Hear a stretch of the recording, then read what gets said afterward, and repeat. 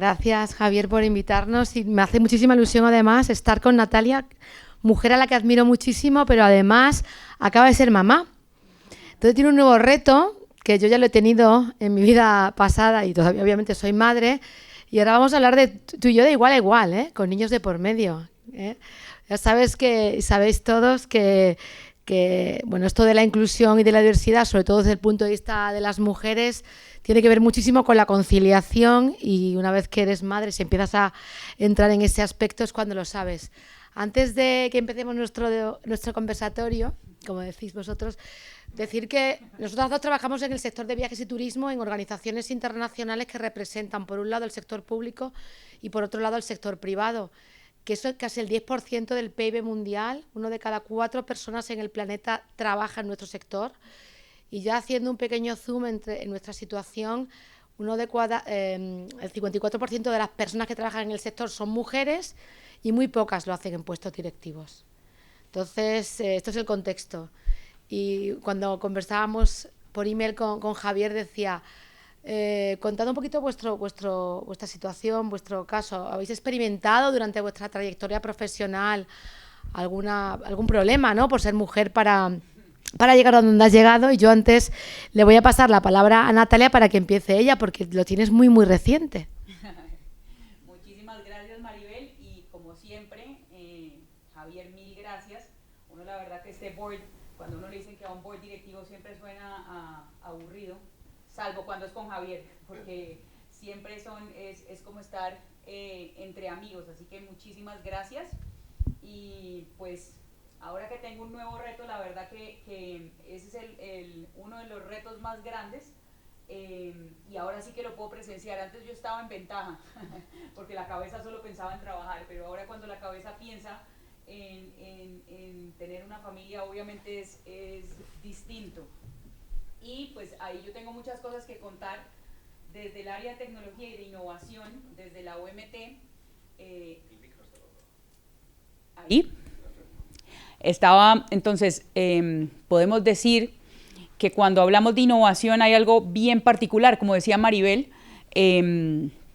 cuando vemos la economía tradicional del turismo, sí es cierto que las mujeres en puestos directivos no alcanzan a llegar al 15%, pero cuando hablamos del ecosistema de tecnología, tenemos una muy buena noticia, y es que las mujeres, el 24% de las startups turísticas están lideradas o fundadas por una mujer. Entonces, eso es espectacular, porque quiere decir que por lo menos desde el punto de vista de innovación, cada vez más hay mujeres fundadoras, mujeres fortaleciendo el ecosistema turístico y sobre todo trabajando en temas de impacto social, de nuevas tecnologías para el bien común, etcétera. Entonces, para responder un poco la pregunta de Maribel, pues mi historia es bien particular, porque yo sí soy un caso de mujer empoderada casi desde mis inicios, desde que nací.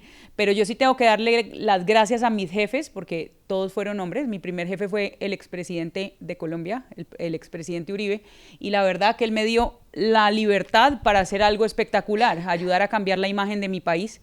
Entonces, desde el momento 1, cuando uno tiene un jefe de esas características, cuando uno tiene 20 años, pues o trabaja, no importa cómo, y o se hace empoderar o se hace empoderar, porque un presidente no tiene tiempo para una persona de 20 años para dirigirla y decirle qué hacer. Entonces creo que eso a mí me ayudó, pero recuerdo a los 24, cuando tuve el primer puesto diplomático, cuando me fui a Chile a liderar todos los procesos de turismo de mi país. Y recuerdo la primera junta directiva, Javier, me invitaron a una junta directiva. Yo en esa época era la asesora del gobierno colombiano para las relaciones con el Mercosur, y me dicen que tengo que ir a LATAM Airlines, pues a conocer a los dueños de LATAM. Y llego al board directivo y, oh sorpresa, yo era la única mujer del board directivo en un país tan complejo como Chile, donde todavía hay tantos problemas de equidad de género. Y recuerdo perfecto, mi jefe en esa época era el embajador de Colombia en Chile, y me dice: Natalia, prepárate, primero porque eres la primera mujer, y segundo porque van a pensar que eres la estudiante en práctica porque tienes 24 años, y el promedio de todas estas personas tienen más de 50 años, así que más te vale posicionarte en un lugar, en un board directivo, y hacer las cosas bien. Hoy en día tengo la mejor relación, una relación de amistad con Chile y con los dueños de la TAM y bueno, regular o mal, yo fui la que coordiné la fusión. Era el punto focal del gobierno colombiano para algo tan importante como la fusión de la TAM Airlines con la aerolínea colombiana, con Satena, a los 24 años. Entonces, cambiar la imagen del país, luego liderar los temas de comerciales entre Colombia y el Mercosur. Luego, vuelvo a los 27 y otro jefe hombre, el ministro de esa época de comercio, me llama. Yo vivía en Argentina feliz de la vida y me llaman para dirigir la promoción turística de Colombia, es decir, para ser la jefa de Tour España de ProColombia, pero a los 27. Y yo feliz otra vez. Entonces decidí hacerlo. ¿Qué tiene de bueno? Pues que hay mucha responsabilidad, mucho entusiasmo y mucha tenacidad y disciplina. ¿Qué tiene de malo? Que obviamente hay que sacrificar vida personal. Por algo fui mamá a los 38 y no a los 27, como puede ser el promedio normal de América Latina. Como digo yo, una mujer en Colombia a mi edad, que no está casada, ya suena a vida del pasado. En Europa es todo mucho más fácil. En Europa uno casarse a los 38 no hay ningún problema, pero en América Latina yo recuerdo que mis amigas me decían, ni siquiera mi madre, pero mis amigas me decían, ¿cuándo te vas a casar? ¿Por qué no has tenido un hijo? Y yo siempre tenía clarísimo que la dirección que le quería dar a mi vida era la dirección profesional. Pero eso implica unos cambios, eso implica vivir en 7 países, que es lo que me ha pasado a mí, eso implica estar en un avión y que esa sea tu casa. Hoy en día, desde que quedé embarazada, me reía con Maribel, porque Maribel me dice, no viajo hace 15 días, y le decía, ¿tanto? Porque normalmente yo viajaba todas las semanas, y después digo, pues es que yo llevo 9 meses sin viajar. Entonces, algo hay que sacrificar. Pero lo que sí es cierto es que para que haya empoderamiento de las mujeres, eso no solamente viene de uno. Uno puede tener las capacidades, pero sí tiene que haber otro que lo empodere. Entonces yo, la verdad, bajo mi experiencia, yo he sido una bendecida porque he tenido jefes que han visto talento y me han dicho, y el actual secretario general también es hombre, y el actual secretario general también me empoderó y me dijo, quiero que tú desarrolles el primer departamento de innovación en una agencia de Naciones Unidas, que como ustedes bien lo saben, la ONU suena mucho a dinosaurio y a burocracia. Entonces también ponen a una joven a los 31 años que lidere procesos y romper todos los esquemas de la burocracia en un organismo internacional. Entonces, en parte de buenas, en parte mis jefes han visto talento, pero en parte también es responsabilidad de poder hacer las cosas bien. Y entonces, por un lado, tener la bandera de los jóvenes y por el otro lado, tener la bandera de las mujeres. Bueno, yo voy a contar un poquito menos de mi historia porque soy un poquito más mayor que Natalia, igual me enredaría. La realidad es que yo tengo que decir que nunca he pensado que ser mujer fuera un impedimento para nada en mi carrera profesional. Incluso ni siquiera ser madre. Tengo una hija de 20 años, tengo otra de 9 y otra de 17. O sea, yo he ido como acumulando hijas según iba trabajando.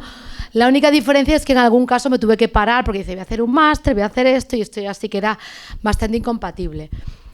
Cuando trabajas mucho eres muy profesional y la verdad que pones el trabajo por delante de muchas otras cosas, no pasa nada. De hecho, yo tuve la grata experiencia de poder lanzar en Europa las compañías aéreas de bajo coste, pues Ryanair, estuve, sobre todo la monté en España, EasyJet, Virgin Express, que no sé si os acordáis, es una de las primeras que hubo, y luego me he ido incorporando a otros momentos profesionales también en el hospitality sector, y siempre iba con una hija, o venía la siguiente, o hacía un máster, o de repente... Y nunca entendí ni percibí que yo, por ser mujer o madre, pudiera tener algún impedimento. Y ha sido luego a los años cuando me he dado cuenta que sí. Las mujeres, en nuestra vida profesional, si trabajas mucho, bien, y no fallas a otras cosas, digamos que no te importa coger el teléfono, eres flexible, llegas rapidísimo, porque las mujeres somos muy trabajadoras, ya sabemos todos. Los hombres también, por supuesto, pero somos muy hormiguitas porque sabemos hacer muchas cosas a la vez y claro, eso facilita. Pero llega un punto de inflexión en el que ya no creces tan rápido. Y no creces tan rápido porque precisamente tus compañeros no quieran que tú crezcas, ni que las empresas no quieran que tú crezcas. Es que yo que soy zurda, es como si tengo que escribir con la derecha. Pues las cosas están preparadas de una manera que no tiene que ver con mi manera. Y eso no es ni bueno ni malo, es diferente. Entonces, esto lo quiero decir porque a mí me gusta ser inclusiva y me gusta pensar que todo lo que hagamos sean hombres, mujeres, tenemos que estar todos en coordinación. Y lo que tenemos que tener es las mismas oportunidades para tanto hombres como para mujeres en el mismo, digamos, campo de juego. Y volviendo a esto, volviendo a que en el middle management no hay problema y en la cúspide ya empieza a verlos más, pues tiene que ver un poco con las costumbres, estamos habituados a un comité de dirección y hay pues obviamente muchos más señores, pues llega una señora, a lo mejor tuviste la suerte de que no te pidieron un café, pero normal te lo hubieran podido pedir y no hubiera pasado nada, porque este era el rol que se suele tener. O sea que en ese aspecto yo creo que tú y yo nos podemos parecer bastante, por eso estamos aquí y por eso seguramente también queramos asentar y poner un poquito, sembrar, para que todas estas mujeres que a lo mejor no tienen estas oportunidades, esta suerte, o se ven con jefes, ¿no? O con jefas que no les ayudan, porque el crecer no tiene que ver con género, es con la persona que tienes al lado. De hecho, muchas veces las mujeres entre nosotras, y eso lo siento, lo tengo que decir, y me van a decir muchas amigas mías, ¿por qué dices eso? Es verdad, no somos las mejores ayudándonos. Y yo últimamente tengo una máxima que es, si ves a una mujer que quiere crecer, ponle una escalera para que la ayudes a crecer, igual a un hombre. De hecho, yo últimamente me he rodeado de muchos chavales más jóvenes porque, claro, pienso que tienen que entender también qué es trabajar con una mujer, porque si no tienen esa oportunidad, esa experiencia, nos va a pasar, ¿no? O sea, que en ese sentido yo creo que esta experiencia puede, bueno, igual la sabéis todos, pero es la que queríamos compartir. Yo quería también poner en valor que es más fácil trabajar en el sector público, por esto aquello de las cuotas, que no voy a entrar en este debate ahora, que es un rollo, ¿vale? Pero sí que es más fácil que, por ejemplo, haya un 39% de mujeres ministras, en el sector público y en otros lugares donde de repente sí que puede haber más mujeres liderando proyectos. Con lo cual, las empresas privadas, y con lo que tú me comentabas, 15% de personas en puestos directivos, mejor en las startups, porque tiene que ver mucho con el momento de trabajar, ¿de acuerdo? Pero hay que hacer algo, y está claro que tenemos que hacer algo, una hoja de ruta, tenemos que tener planes, las empresas distintos, para poder ayudar a que haya una diversidad tanto en los consejos, pero por supuesto, para poder hacer crecer del middle management a tener, digamos, a mujeres en puestos directivos. Eso es muy importante, porque si no hay esa hojita de ruta que trabaje pues empoderamiento, que trabaje recursos personales, formación, va a ser muy problemático que cada vez más mujeres pues estén en puestos directivos. Y a lo mejor tú puedes guiarnos un poquito más, Natalia, en qué pasa en este ecosistema de innovación en el que tú te mueves, donde las mujeres pues tienen mayor cabida. Eso es súper curioso. Fíjense, les voy a contar varias historias que ni siquiera yo conocía de mi tierra, de las Américas, pero cuando hemos hecho diferentes competiciones de startups en la OMT, que como ustedes lo saben, desde hace 5 años venimos haciendo eso para atraer el mejor talento, y hoy en día más de 15.000 startups a nivel mundial han aplicado de más de 150 países.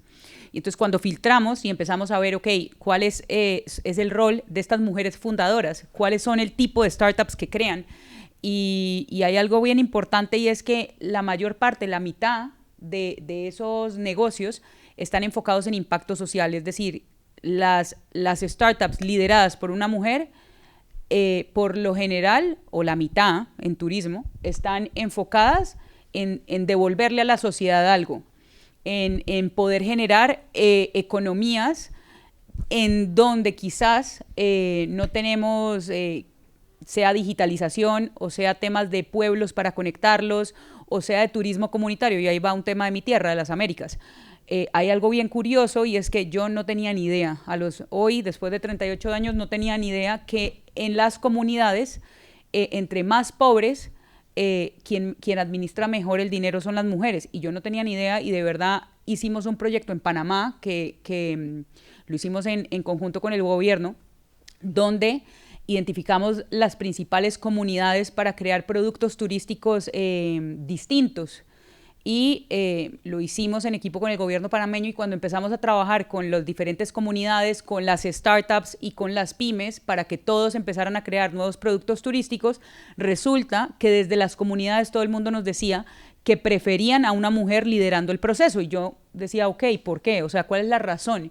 Y me decían, porque resulta que en América Latina, tanto en Colombia como en Panamá, etcétera, los hombres cuando les das el sueldo, se lo gastan en cerveza, y de verdad es algo que parece curioso, pero no, es cultural. En cambio, si se lo das a una mujer, como ella es la madre de 3, 4, 5 niños, ella sabe administrar mejor en la comunidad y entonces quiere decir que si dejamos en ella el liderazgo, ella va a administrar mejor los fondos del emprendimiento social que se está creando.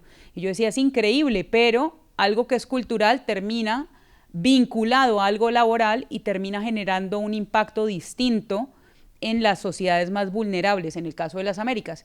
Y luego, cuando empezamos a hacer algo similar en África, pasaba lo mismo, Javier, pasaba exactamente lo mismo. En los territorios, en las comunidades africanas, hicimos esto en Nigeria, hicimos esto el año pasado en Ghana, hicimos esto en Zambia, y en los 3 países pasaba exactamente lo mismo que en las Américas. Nos decían, preferimos que los proyectos de trabajo de comunidades, de impacto social, y no de grandes tecnologías los lleven las mujeres.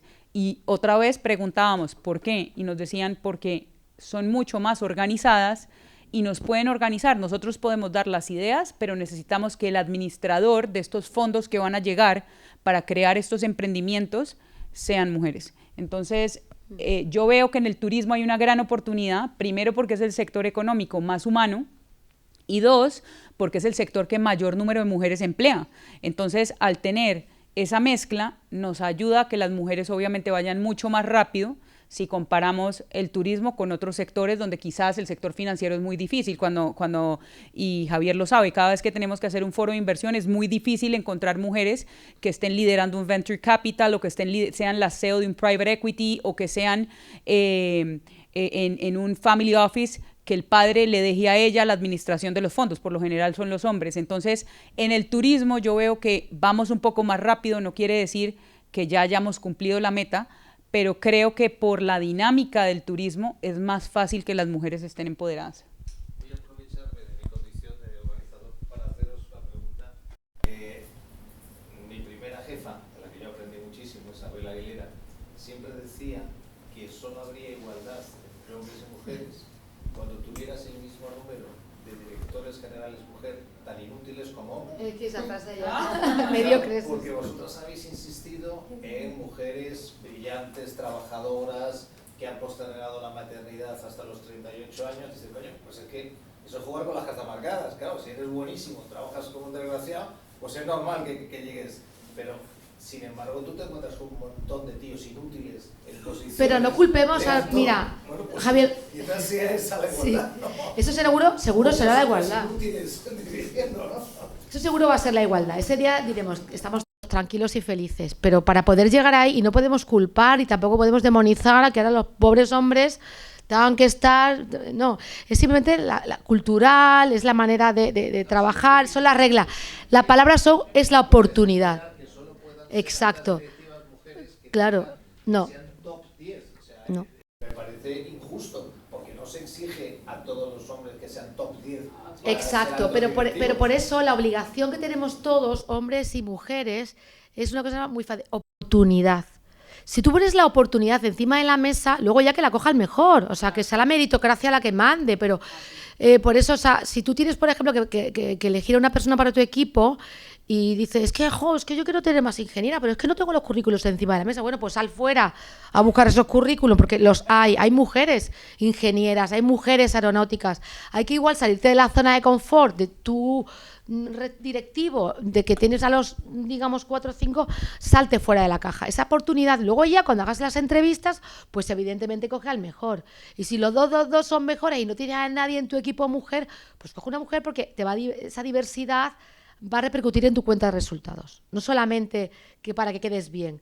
Y luego también todos tenemos que hacer un acto. Cuando vamos, ahora estoy mirándote a la responsable de Atu France aquí en España y otras muchas cosas más, estoy trabajando muy de cerca con vuestro, bueno, pues con la central vuestra.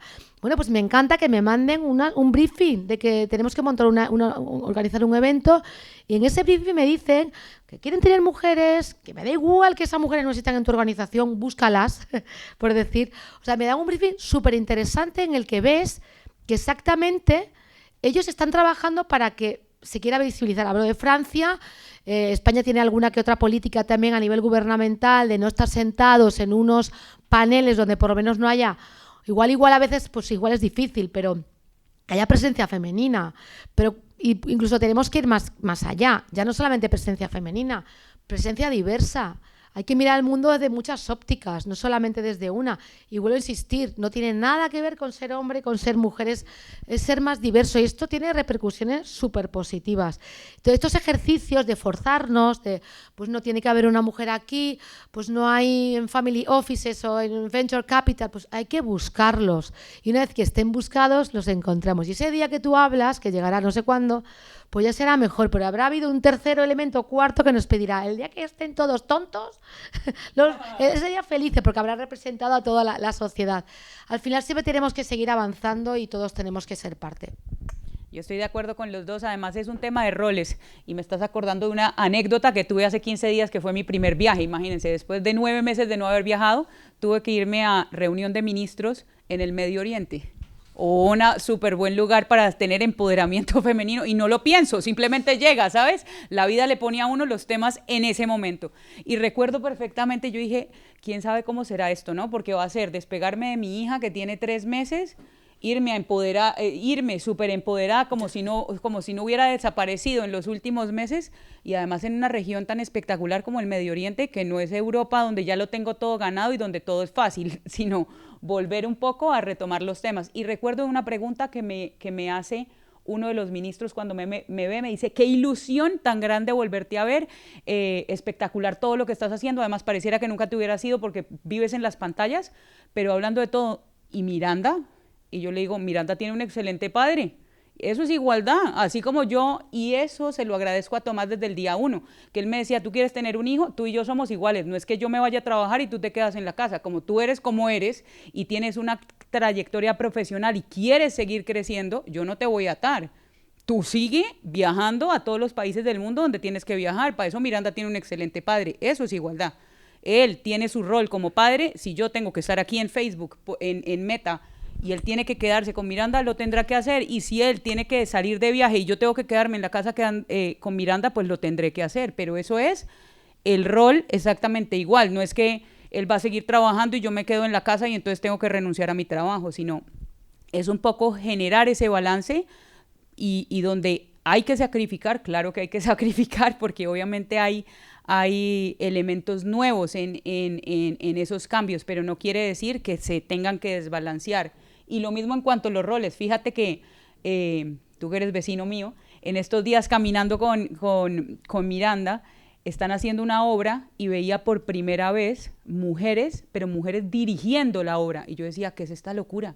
Y entonces yo decía, literal, porque muchas veces, claro, hay como lo decía Maribel, uno no puede pedir que en una obra estén las mujeres porque claramente no podríamos, porque para hacer una obra obviamente se necesita fuerza, se necesitan muchas cosas que obviamente una mujer no podría tener y es un rol mucho más masculino. Pero me parecía curioso ver que quien coordina la obra es una mujer, porque yo decía, fíjense cómo estamos cambiando incluso como sociedad, pero no es un tema de hombres, mujeres, sino es un tema de roles, que hay algunos cargos donde se necesita un perfil quizás más masculino, otro más femenino, y estoy de acuerdo con Maribel que al fin y al cabo la palabra oportunidad es lo más importante, necesitamos abrir un poco las puertas para que todo el mundo tenga las mismas oportunidades, independientemente de que sea un hombre o una mujer, que todo el mundo pueda acceder a lo mismo y obviamente que ganen los mejores y los que estén más calificados para ese tipo de labores. Sí, otra palabra es la conciliación, ¿no?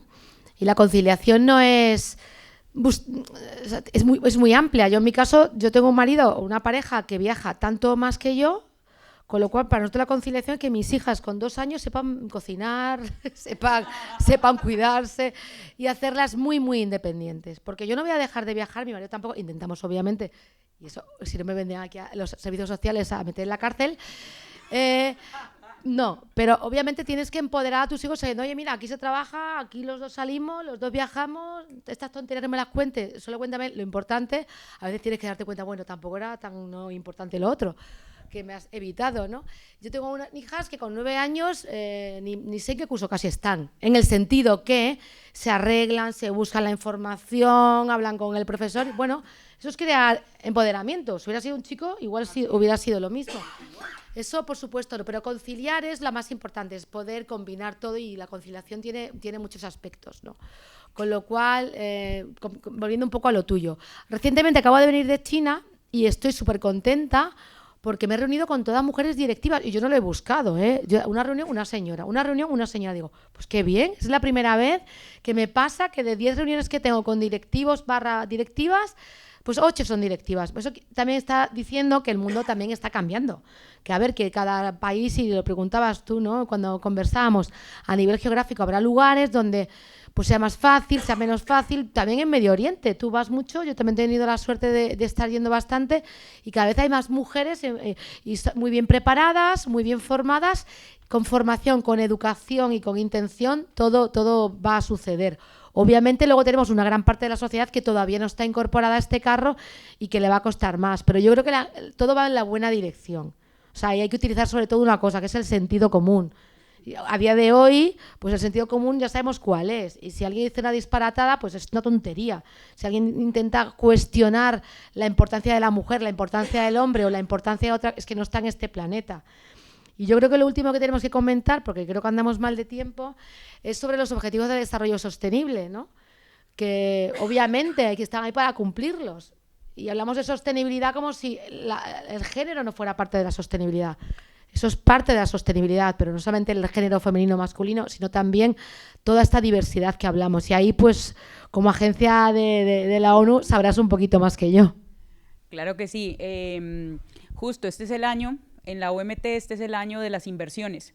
Y si uno cruza las inversiones, muchas veces la gente solo piensa, y en turismo, la gente piensa que el tema de inversión, el 80%, por ejemplo, de los países, tiene exenciones de impuestos y tiene políticas de promoción de inversión solo hacia la hotelería.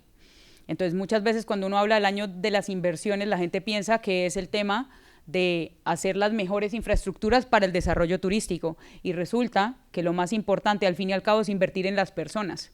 Invertir en las personas, en el talento, en un sector que por un lado es el sector más humano de todos, pero por el otro es el sector que menos educado está. Más de la mitad, este es el sector que emplea el mayor número de jóvenes en el mundo. Sin embargo, la mitad de los jóvenes que trabajan en turismo solo tiene habilidades en secundaria. Entonces, ¿cuáles objetivos de desarrollo sostenible y cuál inversión si no hay lo más importante, y es que el talento esté calificado? Y sobre todo, y ahí ya no importa si son hombres o mujeres, todos, 2/3 de los jóvenes europeos trabajando en turismo solo tienen habilidades en secundaria. Entonces yo siempre pregunto lo mismo, si Europa, que es la región madura, la región que concentra el 50% del turismo a nivel mundial y tiene 2/3 de sus jóvenes solo con educación secundaria, ¿qué nos espera del resto del turismo en las regiones emergentes? Y ¿qué nos espera de España como pionera y como potencia turística si los sueldos son malos? Claro, los sueldos son malos en turismo, pero tienen una razón de ser. Y es que si no tenemos a la gente bien educada, si no hay oportunidades, si cuando uno va a educarse, por decir cualquier objetivo de desarrollo sostenible de los 17, para mí el más importante, sin lugar a dudas, a nivel personal, es la educación, por lo mismo. Porque si hoy en día en España queremos trabajar en turismo, ¿cuántas escuelas de turismo hay? Y de esas cuántas escuelas, ¿cuánto me valen? Y eso es muy fácil. El 80% de las escuelas en España solo dictan hotelería. El turismo no es solo hotelería. El turismo es agencias de viajes, es tour operaciones, tecnología, es aeropuertos, es transporte, es gastronomía, etc. El 80% está concentrado solo en un tema que es hotelería. Y luego vamos a los precios. Entonces tenemos universidades espectaculares, pero donde hay que endeudarse bastante para poder accederlas, o donde tengo que ahorrar bastante para acceder a eso. O muy pocas, porque levante la mano el que conozca que esta es mi pelea todo el tiempo con Madrid, siendo Madrid la capital del turismo en el mundo, pero Madrid no tiene una buena escuela de hostelería para técnicos en turismo. Si alguno me la cuenta, yo feliz. Pero no, yo que doy clase y me fascina, como directora de educación, paso en las universidades todo el tiempo, pero claro, las universidades de management que tienen la formación de los próximos líderes y gerentes, pero ¿y el resto de la base profesional dónde está? Entonces, cuando hablamos de objetivos de desarrollo sostenible, yo siempre digo, lo que no se mide no evoluciona. Entonces, si lo vamos a hablar desde la poesía, pues sí, es muy bonito decir equidad de género, alianzas público-privadas, etcétera. Pero lo más importante es el cómo. Desde la OMT lo que tratamos de hacer cada vez más es del discurso pasarlo a acciones para que efectivamente sean cosas concretas y podamos medir los resultados de lo que hacemos. Poder fortalecer de verdad la educación, pero no solamente decir que vamos a fortalecer la educación, sino trabajar de verdad. En estos momentos estamos haciendo un proyecto con la Universidad de Lucerne, porque acabamos de lanzar un grado en turismo con una de las mejores universidades en Suiza, pero el primer año va a ser en España, el segundo año va a ser en Suiza, el tercer año va a ser híbrido, pero lo más importante, que fue parte de la negociación con los suizos, el tuition fee o el fee para los estudiantes tiene que ser moderado, a pesar de que sea la mejor educación y que vaya a tener el logo de la ONU. Me parece muy bien que los estudiantes salgan con eso, pero tiene que ser asequible para la gente, porque si no, vamos a seguir en lo mismo.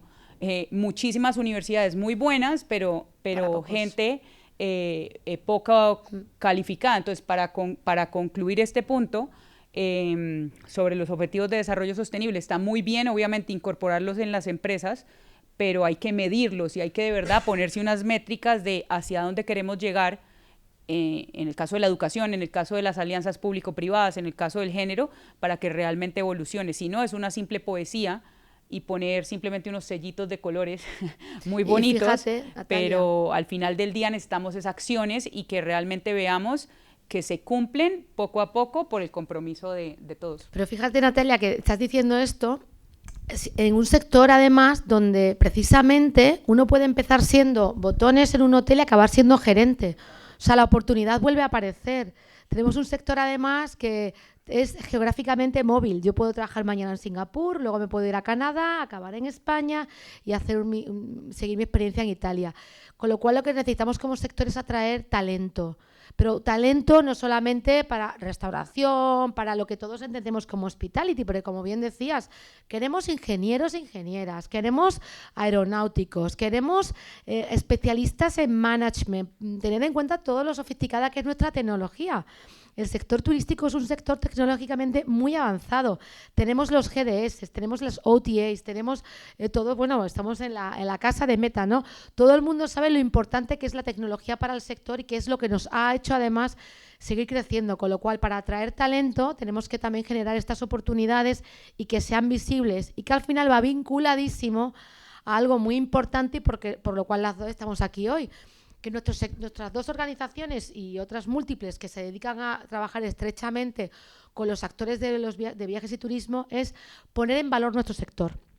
Nuestro sector genera economía, genera bienestar social, es un sector de personas, inclusivo, es un sector que hace que podamos respetarnos los unos a los otros. Viajamos constantemente y vemos qué está pasando.